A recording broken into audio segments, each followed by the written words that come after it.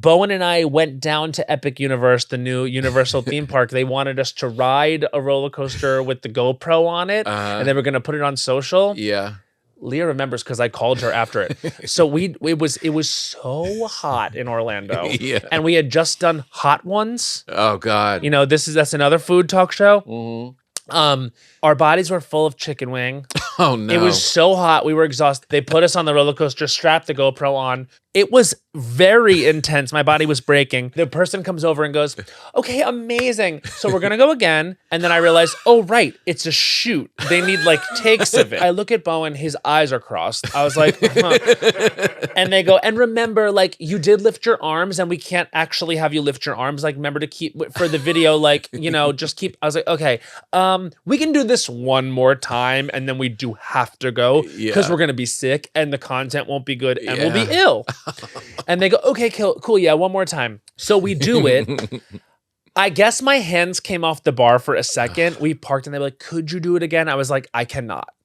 I cannot. Oh, were you? Then they showed us the footage.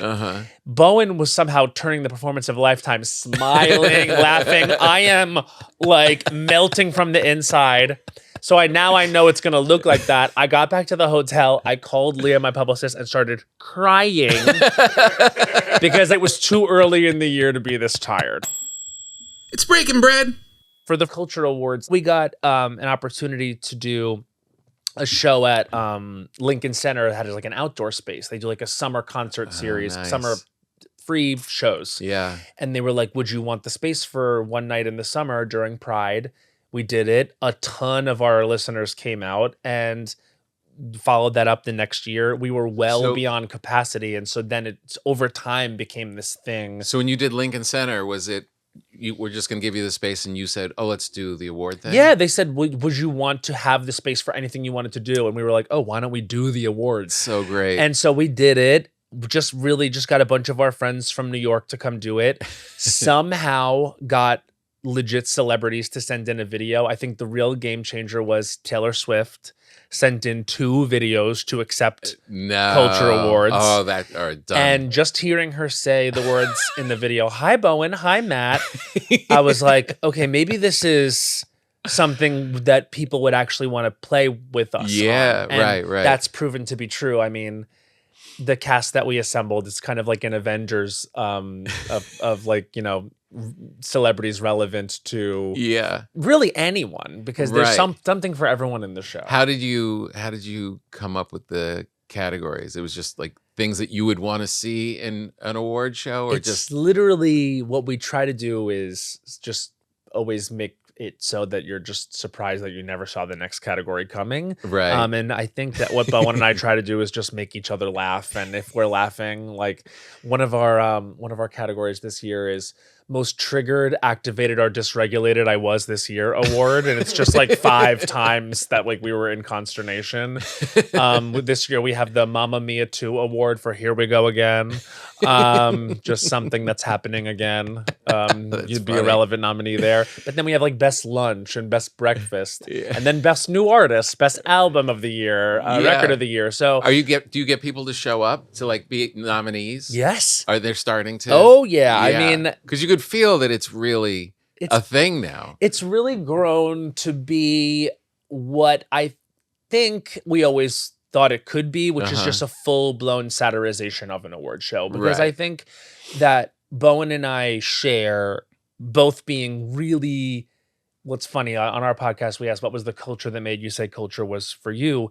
And we both share the Oscars as one of those things. Right. It was 1997, 1998, the year that Titanic was huge, you know, what they call monoculture. Right. And it being nominated at the Oscars meant that we were watching the Oscars, and suddenly, I think when I was like a 7 or 8 year old kid, I saw this community in the TV that I wanted to aspire and grow up to be a part of one day. Right.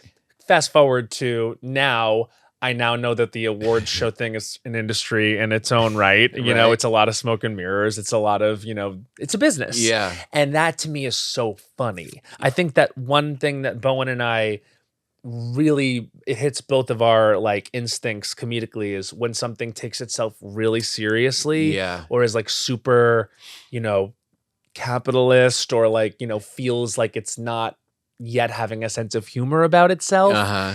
And so the award show thing felt like a really good opportunity Yeah. for a satire that hadn't been Right. done. And so we really just Right. applied our voice to it. And it turned out that people wanted to make fun of this thing too. That's so great. Yeah. But do you run a a risk of it being Every day. important? Like, you Oh, know what you I mean? mean? Right. Like- Like like- people are going to start to want to win this award. Well, yeah. So once it becomes a real thing where Yeah. people are upset about being excluded or like that they feel snubbed for nominations in a real way, Yeah.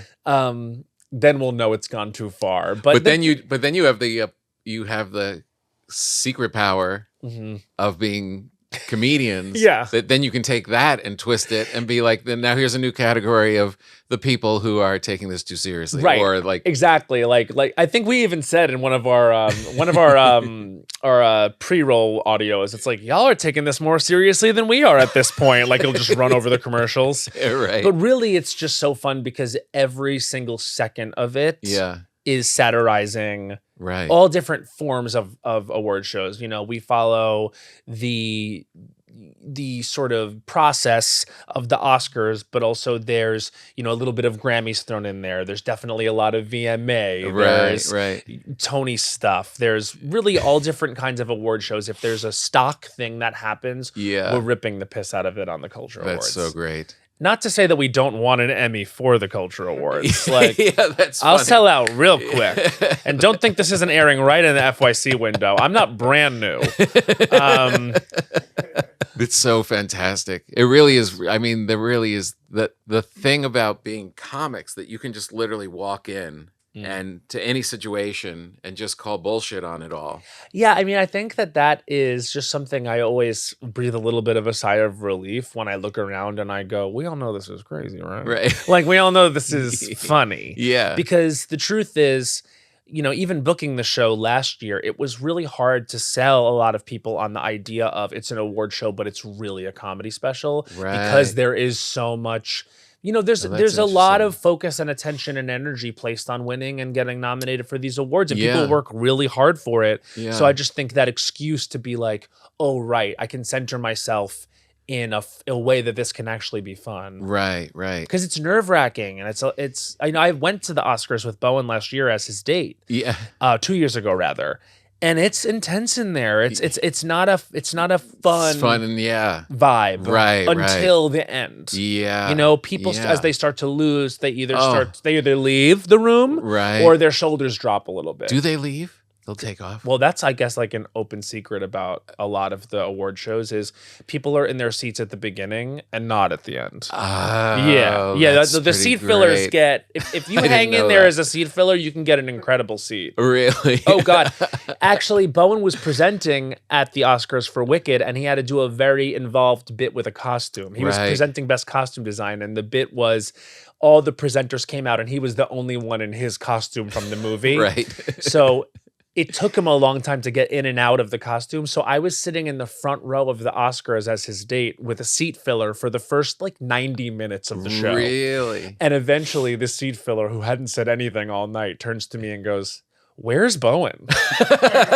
And I was like, I mean, I would rather he be here too, but I don't know. But sorry, you have to chill with me at the front row of the Oscars, ma'am, while Cynthia Erivo slays, Yeah, right. you know, defying gravity in front of yeah, us. 2 Like, inches from us. tough life for you.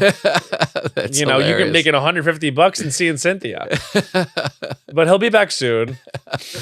But that's why show business works, is that you can know everything about the smoke and mirrors of whatever Yeah. thing that you're involved in. Yeah. And then you watch something else and you're like, wow, that looks magical. That looks like something special. Yeah. When it's really just smoke and mirrors that you haven't learned about yet. Well, you know, I guess exactly. And the interesting challenge is how do you still create a smoke and mirrors magical, you know, evening for people when a lot of people are in on the joke now or are in on the Right. reality of Hollywood now? Because the media is so sensitive. It feels like Yeah. there's very little, wow, those A-listers out there in the world somewhere. You Yeah. know, we get it. Mhm. And so you have to sort of twist the form to just be surprising in a new ways, because I don't know that an award show can be really surprising anymore unless something insane happens,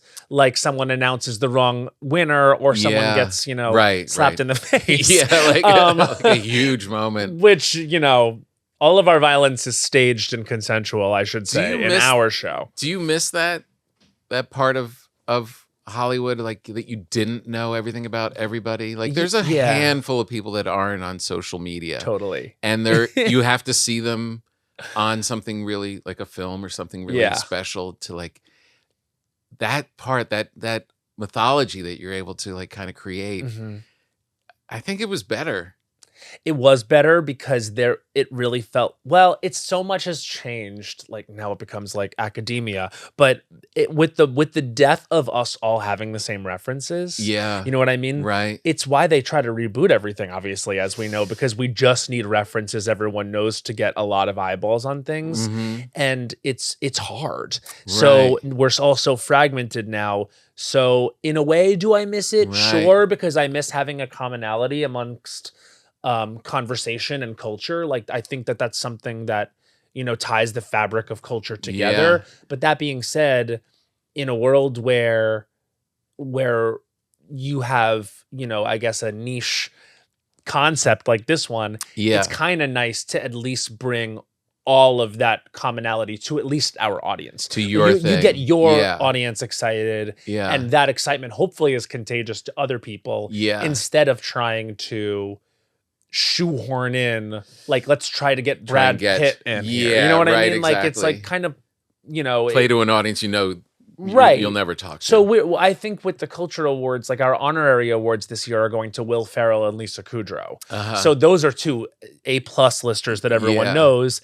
But then a lot of our other awards are very much for our Bravo audience, right? Very much for our gay audience, or very much for insert whoever we're targeting here. It's, I think, the only award show where you're going to see Sierra and Mia from Summer House and also the Bene Gesserit of Dune show up. You know what I mean? And Will Ferrell in there randomly. Right, exactly. So, yeah, there's like a lot of... That's a cool kind of concept. I mean, not to get ahead of ourselves, but that you could actually grow it.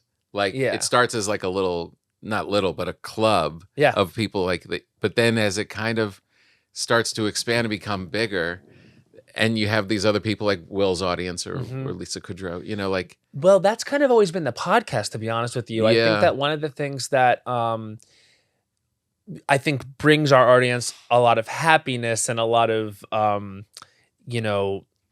access is the fact that it's very high-low. Like, we'll talk about whatever's going on in film, music, whatever, but then, and we'll mix the, the prestige with the frivolous or whatever has been called, throwaway entertainment. Because to be honest with you, everything really at the end of the day serves the same purpose, which is to entertain, distract, inform, whatever it is. But there's something fun about the podcast and the Cultch Awards, which treats everything equally. Right. So that's, I think... the permission to be like, I know about what's going on in politics, but I also watch reality television.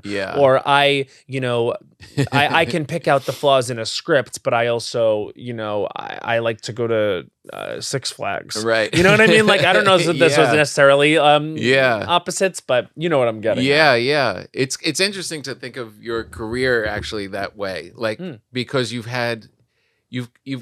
kind of go off in these different creative things. If it's doing stand-up or UCB or, hosting things, film, writing. And it's like, there's no real thought, right? Like, I like to be busy. Right. You just want to work. And you just want to express yourself as you go through. So, but now... I like to keep the voices at bay, right. AKA be busy. Exactly. No, I don't need a lot of depression. I don't want all this stuff. But now, like... and I just assume it because I know how a comic finds their way in going through life, and you're just saying yes, but you're staying true to yourself. Now you're at a point where there is a story. There is like this kind of, you've created your career, and it has all those elements of your podcast and this award show kind of thing. Thank you for saying that. Really? I think that, well, here's the other thing.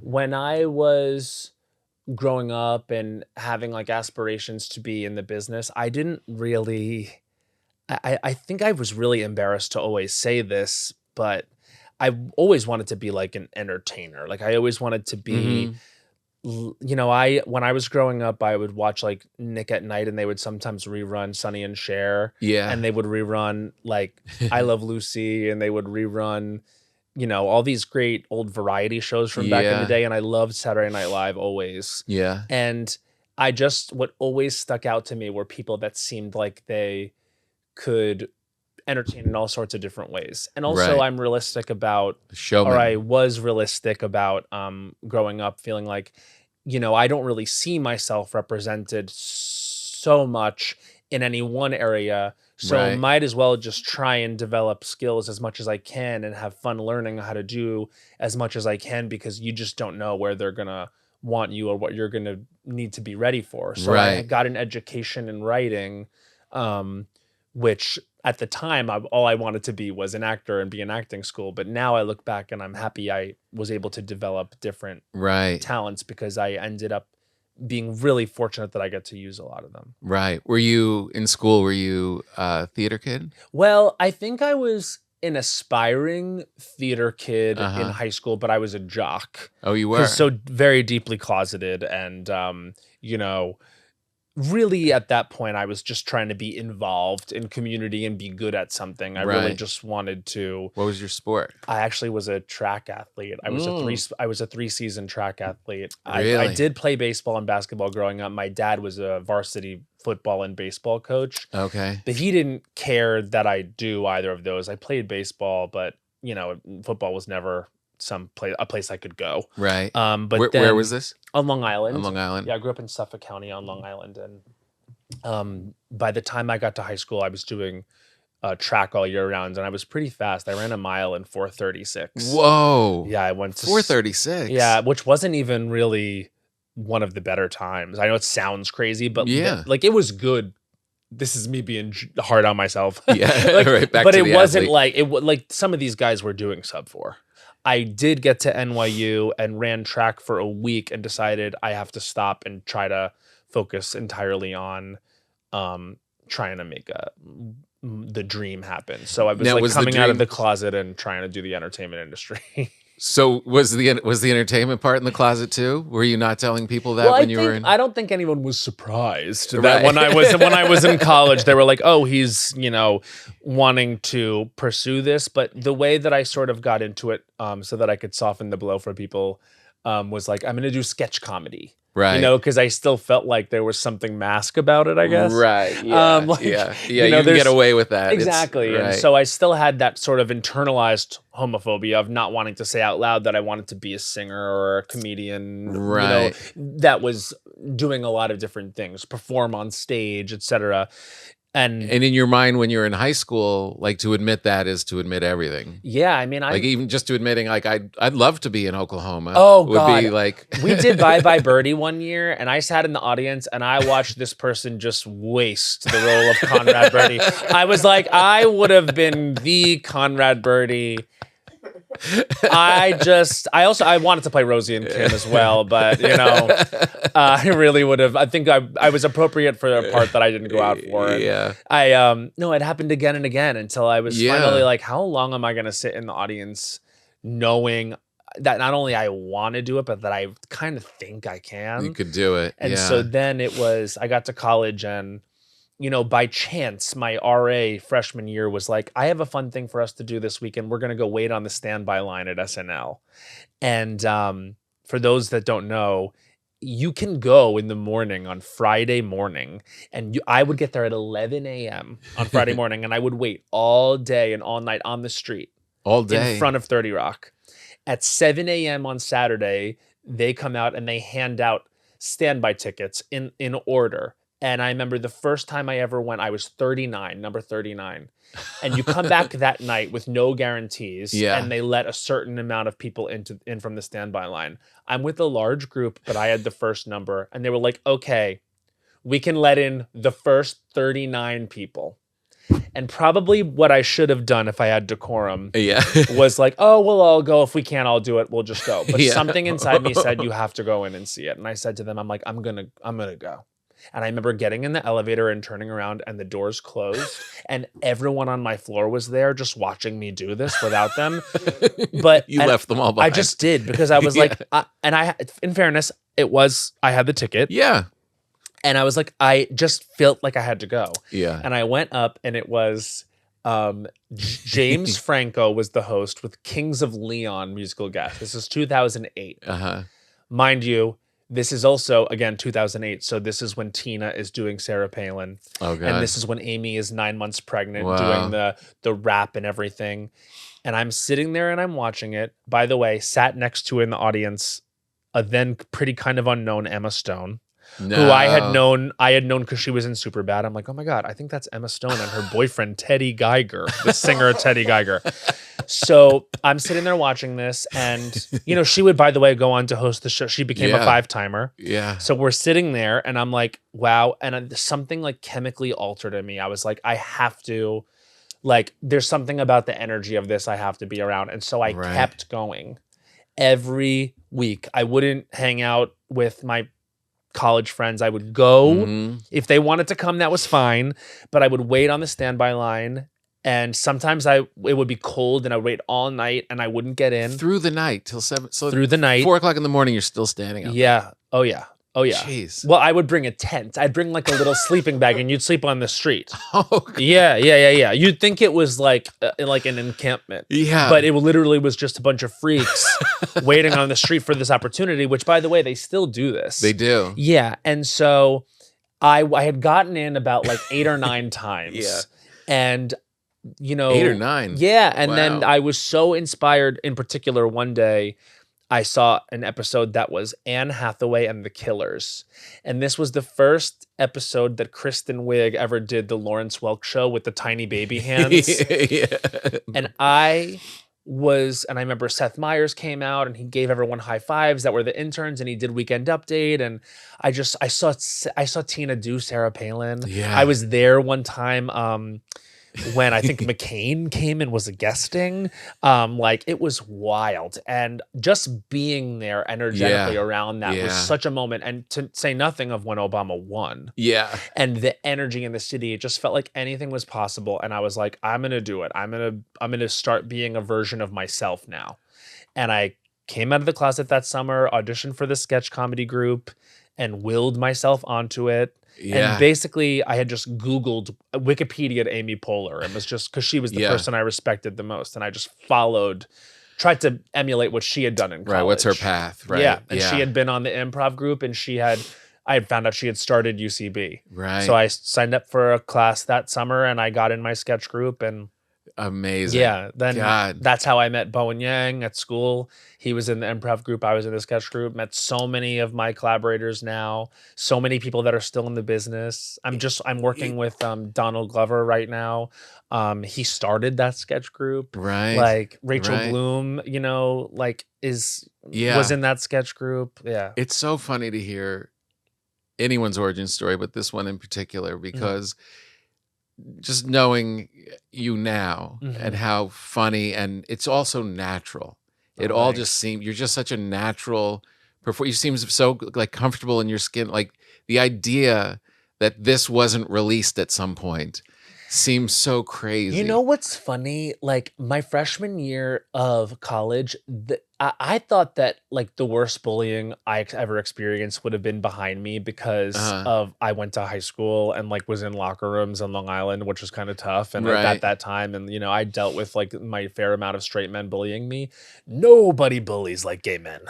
Right. Nobody bullies like out gay men that are like finally able to be themselves in New York City. I would have the hardest time because I was a little bit later to it than them. I was from a different like culture than one that was like, like be yourself. I was in a very assimilated culture. Like it was like I went to a type of high school that had like cliques and you know, like I wore like popped collar American Eagle and hemp bracelets and spoke like this and talk like this with an accent. Did you? Yes. That was your voice in high school? Yes. You What would time's never practice? know I was a tenor. What time's practice? It's 2 to 3:30. All right, good. Yeah. When's the game? You're gonna go out after? And then that's when I start panicking because that means that I'm going to a party and there's going to be girls there and Right. they might want me to kiss them. So yeah, no, I was super happy to not have to do the drag anymore. And now it's just funny because those gay guys freshman year are like, oh, he's one of the most forefront gay guys we got. Right. Like he really, I guess, showed us and figured out his personality from when they were telling me I was like fake and like I was pathetic for not being myself. It's like, if you just let me cook, Right. I promise I'll leave you all in the gay dust. Like, rev me up. But anyway, yeah, it's interesting. It is, yeah. No, it's more devastating than, I mean, not more devastating, but it's so base the way that the guys in the locker room would mock things, and because it's so just base. Well, But the if you're way not gay men careful- will mock you Yeah. is so cutting and filled with wit. Oh, And yeah. it's so much more devastating Yeah, what they it's- could say to you than what these dudes could say to you. But here's the thing. But this one's more threatening, of course, and it's like, you know. Yeah, because it's existential. 'Cause Right. This is the community you actually do belong to. Right. And that's scary when that community can feel yeah. tough on you. And we are tough on each other. We've Yeah. always been tough on each other. It's very hard, I think, for gay men to really and wholly be like, I am going to support enthusiastically these other gay people. We've just always had a hard time with that. I hope it's getting better, and because I hope we're just having that conversation more. But I can also say it's, you know, it's often tough. Yeah. Why? I think What there's is that? What's the heart of that? 'Cause- I think when you see someone, select. I think this is really what I think it is. When you are an underrepresented group, Mhm. and then there's representatives for your group, it's almost like an anxiety about how that person is going to represent you because other people are watching. Uh-huh. You know, we've not previously had a lot of diverse representation in the world. I know it seems like, Yeah. you know, the GOP would have us believe that it's, you know, gotten totally out of control with the diversity, but, you know, historically that's not been the case. And I do think that causes some anxiety on the part of people in a minority group when they're finally being perceived. Right. And so I don't, while I have my frustrations and I get my feelings hurt sometimes, I understand where it comes from. Right. Because I do know what it's like to be a very online person who's trying to connect in community, you know, in discourse, or trying to connect in community in sometimes cruel discourse, or, you know, pop culture. 1 second you're having fun talking about it, and then all of a sudden, like, you're a person on the other side of it, and you're like, oh wow, that's a misrepresentation of what I am, or that's not true about me, or that feels especially needless or cruel. But then on the other side, like, I think for all that, you know, that's out there that you can recognize, there's also a lot of good and a lot of positivity. And luckily, you know, Bowen and I feel very like held by our audience. Yeah. And always have. And now a word from our sponsors. We'd like to thank the good people at Sheath for sponsoring today's program. Father's Day is coming up, which means you got to get something for your dad, which means you've probably gotten him a bunch of stuff and you're afraid of doing a repeat. I'm going to guess that a lot of people haven't bought their father's underwear. I'm just going to go out. I mean, I never did that for my dad. But when our dad, when I was buying for my dad when I was younger, underwear wasn't like it is now. Like, it was just, I would just be giving my dad like tighty whities, and they would be uncomfortable in front of my mother. Underwear is different now, and Sheath underwear is different. They sent me a bunch of it, and if you guys have noticed me walking around with a little more confidence, I think it's because of Sheath. First of all, they're a veteran-owned and originally invented by an active duty soldier. They're designed and created by an active duty soldier for long, sweaty, and harsh days. The thing about them is they look really cool. They look great, but they also they just function in a much better way. Sheath features a true dual pouch design that keeps everything separated. If you know, you know. Reduces skin contact, sticking, and discomfort, minimizes adjustments throughout the day, and helps prevent irritation. They're lightweight, they're breathable, and they're comfortable. They're great for everyday wear or active wear. I have to say, and I'm not there yet, but my family was away. I was alone in my house. I just wore them as pants because they look they're stylish. I mean, the dual pouch is a little suggestive. If my family's around, maybe not, but I don't know. I'm going to try it. My daughter's here today, and I think she'd be cool with me walking around in sheath. You got to feel it to believe it. Go to sheath.com/Papa and use the code PAPA, PAPA, for 20% off. And Sheath even offers a first pair guarantee. So if it's not for you, you get your money back. But honestly, once you try these, there's no going back. That's Sheath, SHEATH.com/Papa, PAPA, and use the code PAPA for 20% off. Sheath, the underwear of legends. That means I'm a legend. The underwear of legends. Thanks to Sheath for sponsoring this episode. Get some for your dad. And now back to the show. Yeah, it's an interesting thing especially when it's a smaller group, because you also feel like there's a limited number of slots. Yeah. There's like that was true. Right? So it's hard to root for everybody when everyone's clamoring for X amount of spots, and where it's like you can kind of root for people if you think, well, right, they're making it, but I'll make it over here. Yeah, I mean, I understand sometimes why it might be harder to root for me than someone else. You know what I mean? When someone sees, when there's a perception that you are really crushing it, like or you're busy, or you're doing a lot of stuff. Like, I completely get that. Like, I completely get getting dunked on. Oh, because you're at a certain level of success, and like he's all good. Yeah, let's root for the people that are still rising. Exactly. Of course, right. I understand that. But yeah.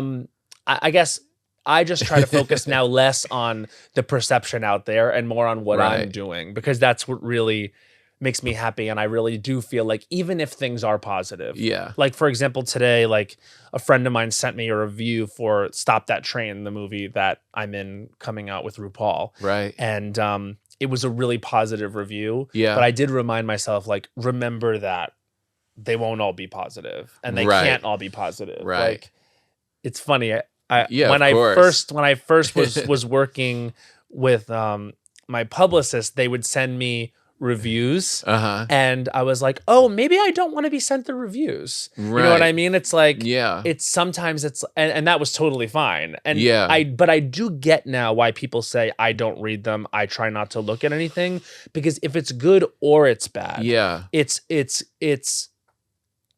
like, it's nice to hear that people are enjoying things, but once it starts to get granular and qualitative, and it starts to feel statistic in terms of who likes things and who doesn't, like the Rotten Tomatoes of it all, it's just kind of like, forget it. It'll all spin you out, and then there you are doing that thing I hate, which is taking things too seriously. Right, exactly. So no, it's nice to kind of feel a vibe of something. Like, you release something and you get an idea, like, I'm getting a sense people are liking this. Yeah. But you don't have to read about how they're liking it. Right. Because there's going to be other stuff, and it's going to kind of taint it. And it's really not your job. You made it. You should be busy working on whatever's next anyway. I think what changed it for me was, I will admit an ugly thing about a past version,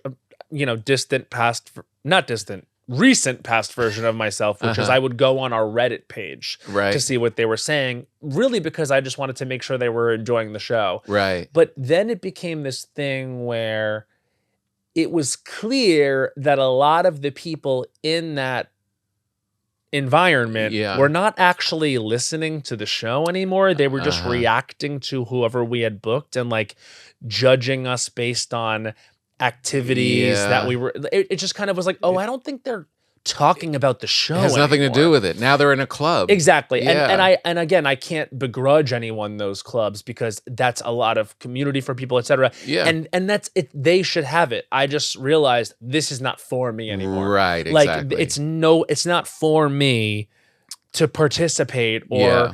be privy to conversations about Bowen and I's work or my work or whatever. It's just like, I get to enjoy doing it. Can you put the provolone down?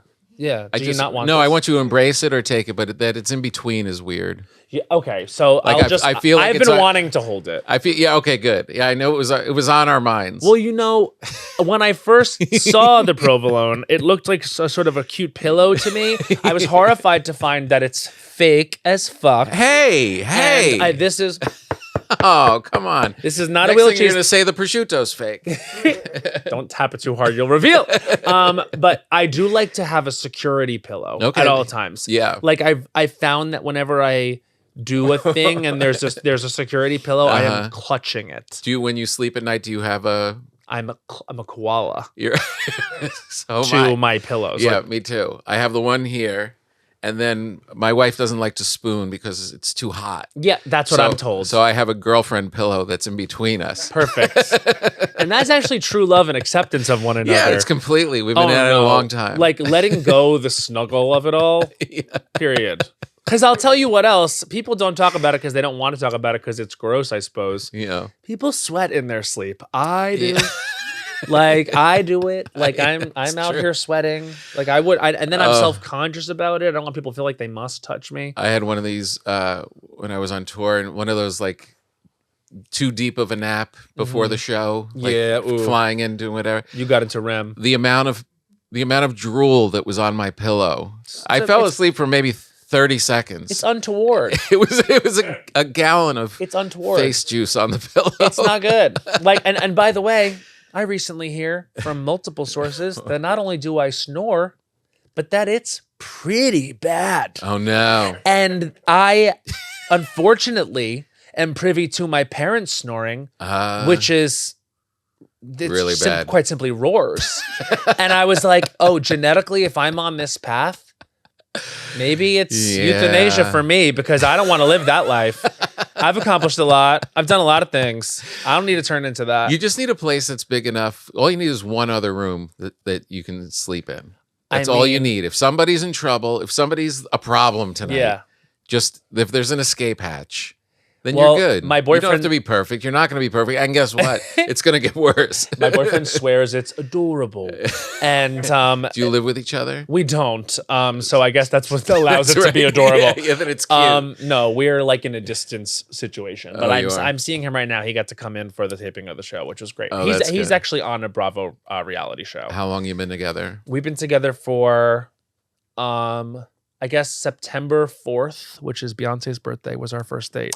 So that'll be 1 year. 1 year? Yeah. Is this long? Is that long for me? Mm-hmm. I've run the gamut. I've done a relationship for 2.5 years. I did one for 2.5 hard months. There was one in there that was a year, and this one's almost a year. So I guess he's in third place right now.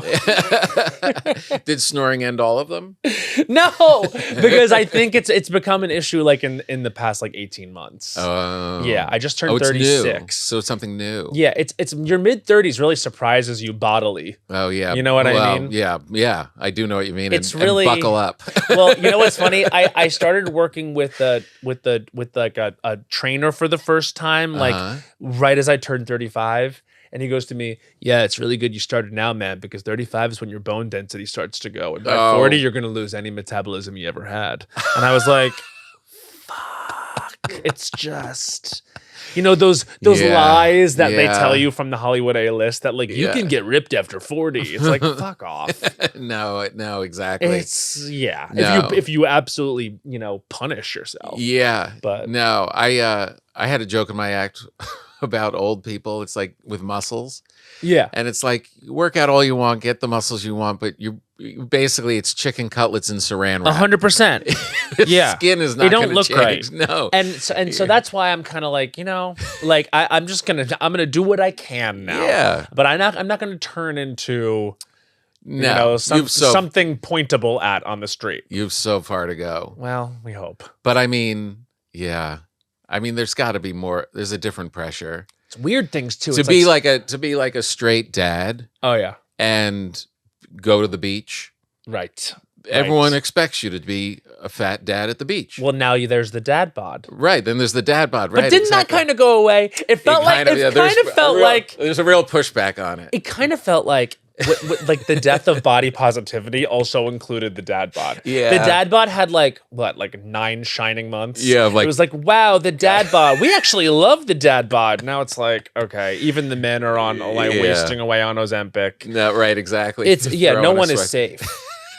No, it's bad. Yeah. But if someone who's in Fire Island, I can imagine going to the beach at a certain point, you're going to be. It's a different standard. It really depends what state you're in. You know what I mean? Fire Island, you can get real. Your standards can get real low. Oh yeah. Oh yeah. What do you Trust me. It really just depends on the mood. You know, if you're feeling a certain way, you wouldn't believe what you're attracted to. I have been yelled at by friends. Don't do this as I'm leaving institutions.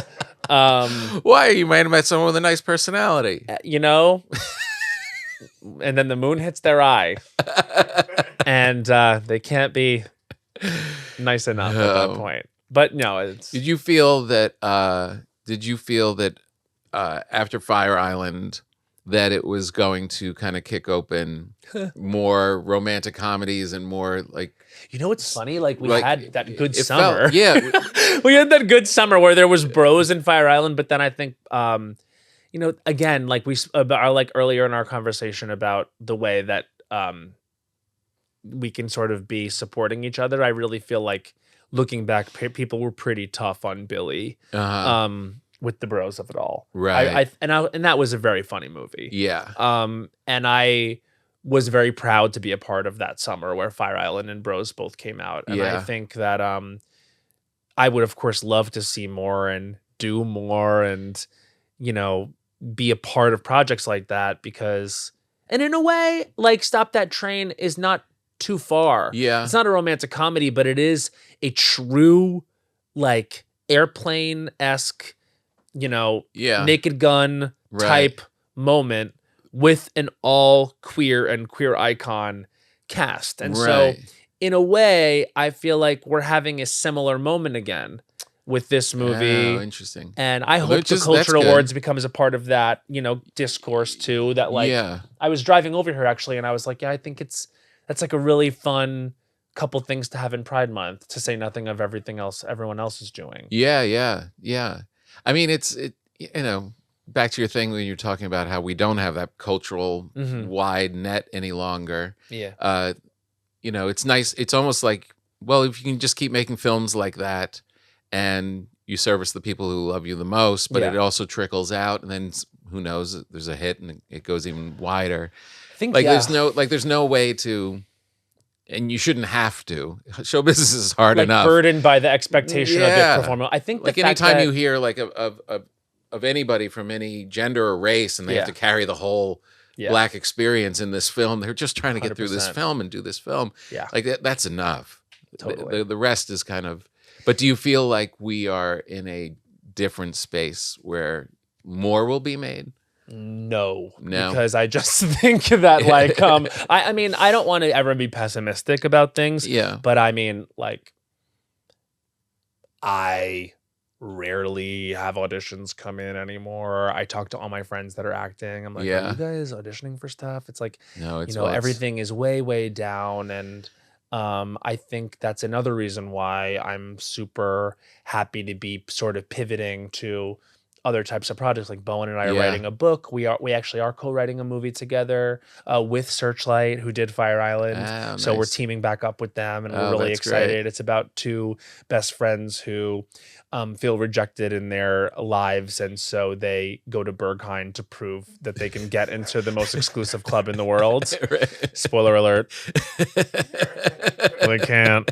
But you know, we're super lucky and fortunate and grateful to be able to get to do that. Yeah. So it's just taking those opportunities where you can make it happen for yourself, Yeah. because the industry is not making it happen for anyone, let No. alone focusing on marginalized communities. Yeah. You know, they're not dying to make the gay romantic comedy happen. I think they'd love the regular romantic comedy to happen. Right, exactly. And so would I. I Yeah. mean, like I was thinking, like, why aren't I personally at the movies as much as I once was? And the answer Yeah. is because they're not making the genre I love. Yeah. Well, they're not making, I mean, all of it. Like, I was literally thinking, like, when we were younger, think about the action stars. Oh God, yeah. You had like Stallone and Schwarzenegger and Bruce Willis Yeah. and all these, and I mean, there was tons of all of this action stuff that Yeah. was like, And I saw the Ryan Gosling movie where he played the stuntman, yeah, and I loved that. And also, by the way, I'll go for something that feels compelling. Like, I'll go for that. I went to see Naked Gun twice, 2 days in a row. right. I saw, I will be there at Stop That Train. That's not just because I'm in it, because I would be there anyway. And then I try to get out there for the Oscar movies, but you know, Right. again, like even those I don't think have been as interesting, to be quite honest with you. No, they're just not making as much. It's just No. the bottom line. It's just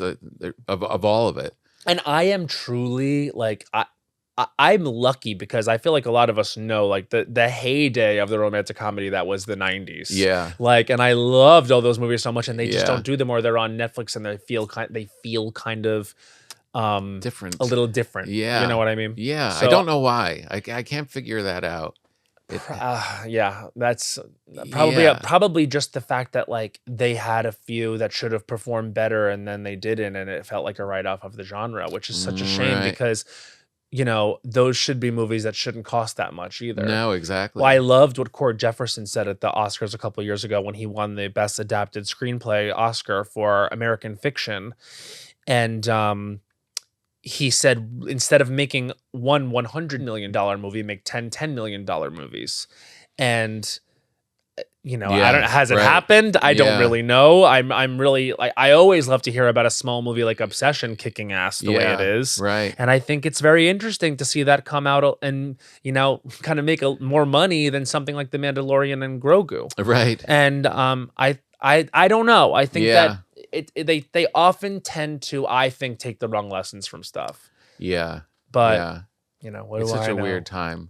I mean, just when you go by all the studios now and it's like Empty. empty. I did guest star on Palm Royale, and that was shooting on the Warner Brothers lot. And I Uh-huh. came out and I had like a wig and a mustache and like a cool 70s look. And I was like playing like a real Palm Beach gay guy, undercover gay guy in the 70s. And I got out of my trailer and a tram tour went by. And I was like, oh, wow. For like 1 second, Yeah. I got to feel what it's like to be on the lot and in costume Yeah. for like 1 second. Yeah. And I genuinely took that moment in because I was like, you Yeah. know, that doesn't really happen. If you're like lucky to hit the jackpot and book something like Abbott Elementary or, Yeah. you know, then you get to have that real cool experience of I'm doing 22 episodes on the lot. Yeah. You know, but it it's doesn't the happen best. anymore. I know. Yeah. Someone told me they're making part of the Warner Brothers pickleball. Some of the yeah. You know, and pickleball and courts. I, as a theme park person, like I have like a 50-50 about this, but Yeah. I think a lot of that Universal lot is going to be the theme park soon. Oh, really? The buzz I hear Yeah. on the ground in Uh-huh. the streets Mhm. is that a lot of those studios are going to be theme park expansion. Really? Oh, it's such a weird time. If your ear is to the ground like mine is, like my like weird like thing that I do to calm myself down is I Yeah. watch like roller coaster and theme park construction. Oh, really? Yeah, it's a very niche interest that I have, but I'm in the community. Construction of I'm it. like in the community. What do you mean? There's a guy named Theme Park Shark, Yeah. and he calls me a legend. I break news. Why? Why are you a legend? Because they know the girls on the ground know to come with me with the leaks. I was talking about all the themed lands at Epic Universe before they were announced. I'm in the NBC Universal family, but they know I'm like, my obligation is to the fans. Right. You know what I mean? I Yeah, have it's to your stay real allegiance. out here. Do you go to these parks? Yes. You like a roller coaster? On, you know, a metric ton of edibles. I go down there and have a good time. What's your favorite? My favorite roller coaster in America Uh-huh. is Well, I would actually say it's a tie. There's, yeah, the Velocicoaster in Universal Studios Orlando. It's an Islands of Adventure. It's amazing because it's like, it's a really, really intense roller coaster, but it's also very well themed, which I love. And then there's another one called Superman Ride of Steel in Six Flags New England, which is really, really good. Oh, really? Yeah. Is it one of those where you dangle? So I'm not really a dangler. Yeah. I will dangle. It's not my roller coaster of choice. Yeah. I like a good old fashioned, what they call a hyper coaster, which is like an out and back, like, over 200 feet. That's how you get to hyper coaster. Over 300 is giga coaster. Oh, yeah. I knew this. Yeah. And I at the time did the tallest and fastest roller coaster in the world when it was at Six Flags Great Adventure. It was called King Ka. But now I can't do the tallest and fastest roller coaster in the world because it's in Six Flags Qiddiya City in Saudi Arabia, and I ain't going there. Oh. I can't do that. Break out your Long Island high school guy and I go. know. I can just ignore all the problematic shit and just go. Yeah. Maybe they'll pay me $16 million too. Yeah. Pop a collar. Exactly. Do a set. Just pretend it's all good. Yeah, no. It's actually over 600 feet tall. Whoa. And it goes like, I think like something like almost 200 miles per hour. Well, I don't want to be like your trainer, but it is getting harder. It's going to get harder. No, literally, the G-forces destroy me for the day. Yeah. Bowen and I went down to Epic Universe, the new Universal theme park. They wanted us to ride a roller coaster with the GoPro on it, and they were going to put it on social. Yeah. Leah remembers because I called her after it. So it was so hot in Orlando, and we had just done Hot Ones. Oh God! You know, that's another food talk show. Mm-hmm. So basically, like, our bodies were full of chicken wing. Oh no! It was so hot. We were exhausted. We had just come back from Cannes to do like Cannes Lion marketing for the Cultch Awards. It was insane. We were dehydrated and fucked, rode hard and put away wet. They put us on the roller coaster, strapped the GoPro on. We do it once. It was very intense. My body was breaking. The person comes over and goes, okay, amazing. So we're going to go again. And then I realized, oh, right, it's a shoot. They need like takes of it. Oh, no. So I go, okay. I look at Bowen. His eyes are crossed. I was like, huh. And they go, and remember, like, you did lift your arms and we can't actually have you lift your arms. Like, remember to keep for the video, like, you know, just keep. I was like, okay, we can do this one more time. And then we do have to go because we're going to be sick and the content won't be good and we'll be ill. And they go, okay, cool, yeah, one more time. So we do it. I guess my hands came off the bar for a second. We parked and they were like, could you do it again? I was like, I cannot. I cannot. Oh, were you? Then they showed us the footage. Bowen was somehow turning the performance of a lifetime, smiling, laughing. I am like melting from the inside. So I know it's going to look like that. I got back to the hotel. I called Leah, my publicist, and started crying because it was too early in the year to be this tired. And I was like, I don't know, like, if we can take something off the schedule tomorrow or whatever. And mind you, it was my dream to go to, like, they're going to fly you down to Orlando to, like, ride a roller coaster before it opens, go to the state-of-the-art park I've been watching be built for years. Well, I go there, I'm crying, full of chicken wing and dead and devastated. Well, the chicken wing was a big mistake. I don't know what was the biggest mistake though. Was it the chicken wings? Was it being there when it was that humid? Was it just my body giving up on me? It could be all these things. Yeah. Well, that's the thing. Back to your trainer. Like, give it 10 years and it's going to be all those things anymore. All the time. No, I recently, like, I suggested to my father, who used to take me on these rides when I was a kid, doing one. He was like, no, I ain't doing that. No. He's like, I think I'd die. No. This is so sad to admit, but I had trouble on swings not long ago. Yeah, sure. Just going back and forth. I know. I'm there with you. I wouldn't do it. I didn't feel There good. was a time I skydived. You did? Yes. Why? 18 and peer pressure. Oh, really? You yes. did it? I was 18 years old. It was me and my friends from high school, Kenny, Nick, Carl, and Kevin, and our one friend Lorianne, and we were gonna go skydiving as a graduation like gift to ourselves. Yeah. I guess gift in quotes. I am like, yeah, for sure, we're gonna go. Let's do this. I like fancied myself a little daredevil. Then we get in the plane. I realize I hate flying. So why am I jumping out of the plane? You do it. Like, yeah, that age, you don't realize it till you're on the plane up in the air. Oh, by the way, it was the worst experience of my life. I'm dry heave throwing up while I'm plummeting from the skies. No. What they don't tell you about skydiving is that you go from 13,000 feet, you plummet free fall for 90 seconds. Yeah. And then they pull the thing. You still float down for 12 minutes. 12 minutes? Yes. No. So then there's nothing under you. You have to fly tandem with the guy. With this guy. You can imagine this guy was a freak and a half. He had like a mohawk, spiky mohawk. I don't remember if his name was Max or Trask. It could have been either. He had the energy of both. We start floating down, and that's when my body started to like panic. So I'm dry heaving in my shirt while this man is tied to my back. He's like, yeah, you're gonna be okay, dude. Why the dry heaving? Because I thought it would be a smarter idea to not eat that day so that I wouldn't have anything to throw up. That sounds smart. But then when I was on an empty stomach, I guess I just didn't have enough like juice in my body to get through the experience. Oh. So that was terrible. And we finally land. God. Of course, they got it all on video because we paid a little more to get it videotaped. My friend Kevin, who I went with, goes, well, I loved it. I don't know. I'm going to go again in 2 weeks. So he goes again in 2 weeks, comes back. I said, how was skydiving? He goes, we landed, and the guy told me, yo, I had to go to the backup chute. What?